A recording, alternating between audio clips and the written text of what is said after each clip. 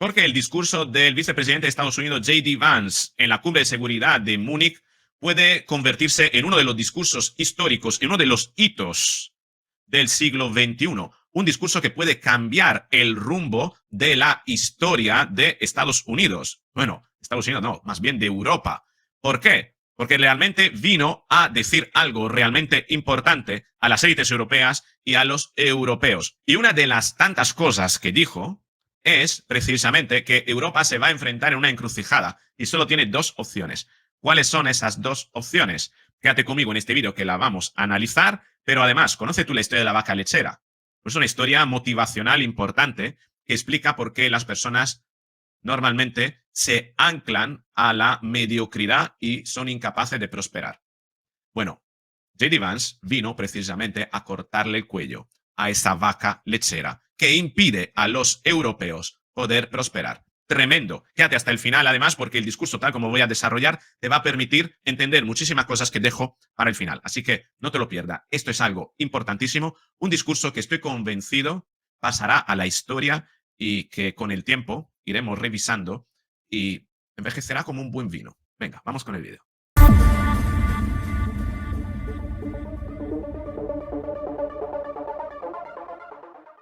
Si no conoces la historia de la vaca, te la voy a contar porque J.D. Vance ha venido a precisamente cortar el cuello a esa vaca. Mira, resulta que es una historia oriental, se dice que es una historia oriental, de una familia que vivía sumida en una pobreza más absoluta y cuyo único sustento era una vaca que le daba 1 litro de leche, como mucho, al día, y esta leche la tenían que repartir, por tanto, una pobreza que tenían que repartir entre los distintos miembros de esa familia que vivían en una choza, auténticamente en una choza, en el barro, con los excrementos de la vaca, porque toda la vida de esa familia giraba alrededor de mantener esa vaca viva, porque era lo único que le podía dar ese aliento de bienestar, de leche, que luego incluso en algunas ocasiones podían intercambiar, hacer trueques con otros bienes, pero nunca podían adquirir bienes de mayor calidad. Siempre vivían pues en la mediocridad más absoluta, sino en la miseria, ¿no? Pero claro, la vaca era su sustento.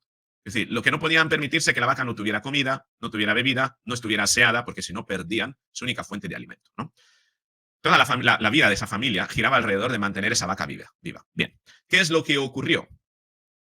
Un día, pues un día ocurrió que un chico que estaba aprendiendo, ¿no? Como era antiguamente, de un sabio, de un maestro del pueblo, al maestro le preguntó, maestro, pero ¿por qué la gente normalmente no prospera en la vida? ¿Por qué la gente eh, se queda en la mediocridad, incluso cuando dispone de talento, de herramienta, de un potencial para poder prosperar? Entonces, el discípulo, te la voy a recortar la historia, porque la historia tiene muchísimos detalles, etcétera. ¿Vale? Te voy a adaptar un poquito a la circunstancia y al vídeo este, ¿no? Entonces el maestro le dijo, ¿quieres saber por qué? Acompáñame y llévame a la familia, búscame la familia más pobre de la zona, de la aldea.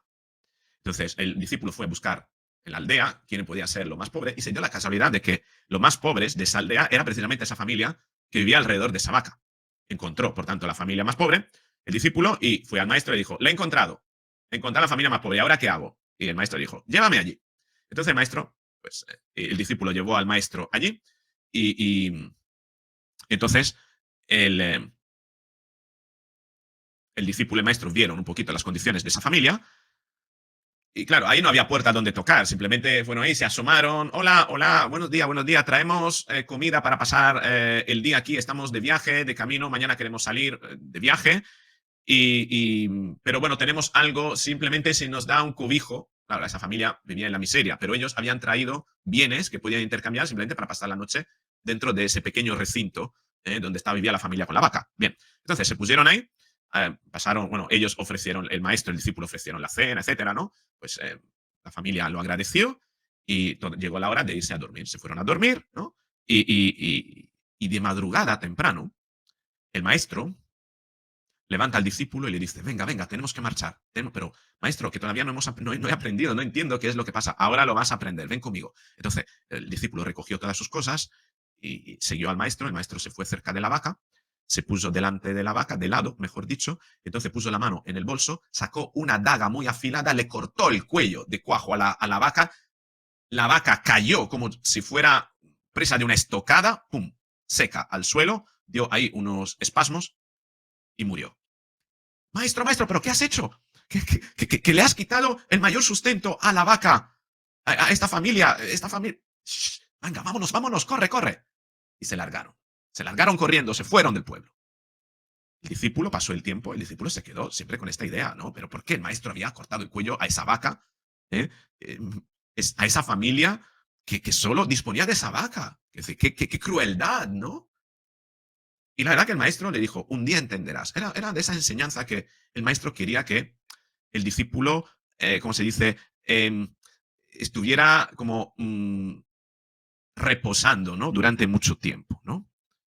Pero llegó un día que ya el discípulo se había hecho mayor, había aprendido muchas más cosas, etcétera, y había llegado la hora de iniciar su propio camino, ¿no? Y entonces fue la última reunión con el maestro, ¿no? Y el maestro le dijo, bueno, estamos en la última reunión, a partir de ahora tienes tu propia independencia, podrás ir por la vida, has aprendido todo lo que tenías que aprender, pero si hay algo que todavía no comprendes o quieres hacerme alguna pregunta, ahora es el momento. Y entonces el discípulo le dijo, sí, hay algo que sigo dándole vuelta y no entiendo comprender porque años atrás quisiste matar la vaca de esa familia, ¿no? Y entonces el maestro le dijo al discípulo, quédate conmigo, ven conmigo, vayamos a ir a ver qué es lo que le pasó a esa familia, dónde está esa familia. Entonces fueron al sitio donde estaba esa choza, ¿no? Con excremento, barro, donde esa gente vivía en situaciones realmente malsanas, ¿no? Y ahí ya no había nadie. Había en su lugar un chalet, una mansión espectacular, ¿no? Bueno, vale. Bueno, esa gente tuvo que vender la casa, tuvo que vender ese trozo de terreno y marcharse para buscar otro sustento, pensó el discípulo. Pero resulta que el maestro dijo, bueno, vamos a ver, tocamos la puerta, vamos a preguntar quién vive en esta casa, si saben algo de esa familia. Tocan la puerta de casa y le recibe una persona con una cara reluciente, con una barba muy bien cuidada, muy bien vestido, que los mira, nada más salir la puerta, los mira ahí con una mirada así como... Y de repente les da un abrazo, ¿no? El maestro y el discípulo no entienden, ¿no? Sobre todo el discípulo. Pero ¿qué pasa? ¿Qué pasa? ¿Es que acaso nos conoce usted? Dice, claro que os conozco. Sois esos viajantes que hace años os quedasteis a dormir en la choza que teníamos aquí y matasteis la vaca. Y os quiero dar las gracias. Y entonces el discípulo no entendía por qué. Claro, entonces el maestro sabía de qué iba la cosa. Entonces le dijo, cuéntele por favor qué es lo que os pasó a mi discípulo, porque de esa choza ahora tenéis un chalet, una mansión tan grande. Entonces le contó la historia, el padre de esa familia pobre. La historia es que al matar la vaca, al no tener, a no estar, a perder ese punto de anclaje a su propia miseria, que ellos pensaban que era su fuente de prosperidad, esa familia tuvo que buscarse la vida. Tuvo que buscarse la vida. Y al buscarse la vida, se cruzó con otras oportunidades. Y aprovechó esas oportunidades. Y esas oportunidades le conectaron con mayor prosperidad. En ese caso, fue que decidieron, en ese trozo de terreno, como había estado la vaca moviéndolo tanto y abonándolo con su caca, pues decidieron plantar. Y lo que plantaron prosperó mucho. Hicieron plantaciones diferentes y pudieron plantar hasta tener pues frutos, hortalizas que pudieron vender en los mercados y las ventas le permitieron comprar más tierra para vender, para cultivar más y vender más hasta que tenían, pues habían prosperado en tener prácticamente eh, una industria alimentar, ¿no? Una industria, unos campos de cultivo que le permitían vivir holgadamente y así habían prosperado. Fíjate cómo a veces el mayor anclaje a la mediocridad de las personas puede ser aquello que esas personas pretenden proteger más. Y esto es lo que les pasa a los europeos y esto es lo que les pasa a las élites europeas. Y J.D. Vance ayer vino a Europa a dar el discurso que dio precisamente con esta intención, enseñar a los europeos dónde está la vaca para cortarle el cuello. para que los europeos le corten el cuello. ¿Y quién es esa vaca? El globalismo, la élite globalista europea que nos ha llevado hasta este callejón sin salida, convirtiéndose en vasallo de Estados Unidos y viviendo de las promesas de una administración que en el momento en el que ha cambiado, se siente, es que los acuerdos que teníais con el criminal Biden, pues nosotros no lo vamos a poder respetar. Y claro, la gente decía, no, es que Donald Trump y J.D. Vance han traicionado a Europa, incluso quitándola de la mesa de negociación de Ucrania. ¿Es que acaso tenían que estar en la mesa de negociación? ¿A cuento de qué? Si esa guerra la inició Joe Biden y fue buscando cómplice, bueno, vale, fuisteis cómplice de la administración Biden. Pero la administración Biden se ha marchado. Ahora hay otro sheriff, decía J.D. Vance en el discurso. Hay otro sheriff en el pueblo, en Washington. Y este sheriff va a poner sus propias normas. Y ustedes, que estabais con el otro sheriff, bueno, os vais a tener que callar. Porque la norma de este sheriff, precisamente, lo que contemplan es que todo lo que se estaba haciendo antes se deja de hacer. No, es que nos había prometido. Se siente. Reclámenselo a Joe Biden, no a Estados Unidos. Ustedes pactaron con Joe Biden, no con los Estados Unidos de América. Y esa es la demostración, esta es la señal, este es el mensaje de J.D. Vance a esas élites europeas. Quisisteis ser cómplice de una guerra que inició por intereses propios, que nunca tendría que haber iniciado.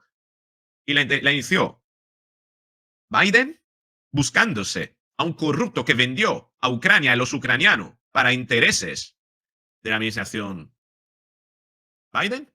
Ustedes le secundaron bajo quién sabe qué promesa, nosotros no queremos saber qué promesa, pero nosotros hemos venido aquí a ponerle fin a esta guerra y ustedes, como fuisteis aquellos que la iniciaron, contribuyeron a iniciarla, contribuyeron a mantenerla, estuvieron aquí 3 años pudiéndole poner fin y no lo hicieron. ¿Por qué no lo hicieron? Porque quisieron bailarle la música y ser vasallos de Joe Biden.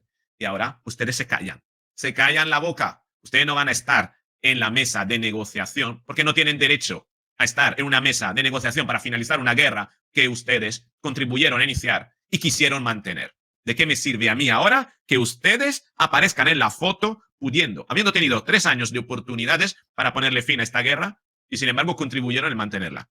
Váyanse al carajo. Esto es lo que le ha dicho J.D. Vance a las élites europeas.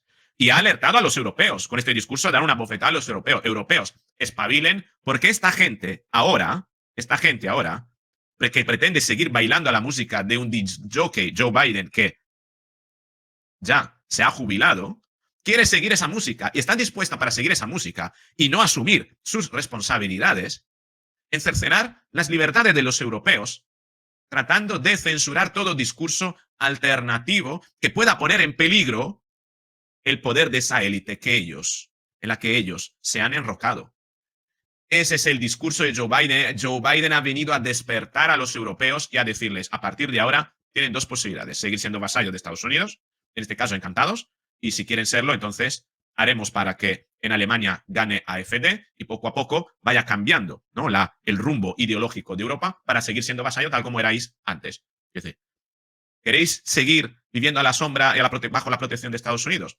Pagad esa protección, pero además marchaos y dejad que nosotros, ya que somos quienes os protegen, decidamos qué tipo de políticos vienen bien para la nueva administración Trump y para el nuevo orden ideológico que vamos a construir.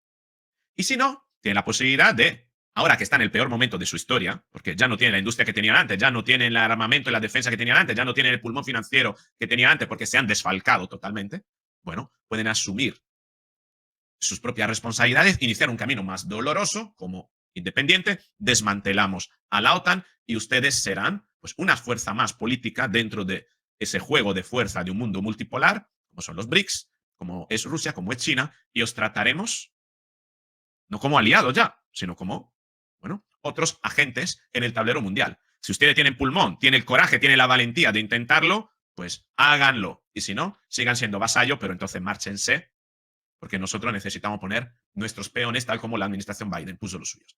Esto es lo que dijo ayer J.D. Vance en un discurso histórico que he conseguido encontrar traducido a través de inteligencia artificial, donde se mueve la boca incluso en español, y que te voy a proponer en otro vídeo donde lo comentaremos más detalladamente, porque merece la pena ser analizado. Con esto es todo.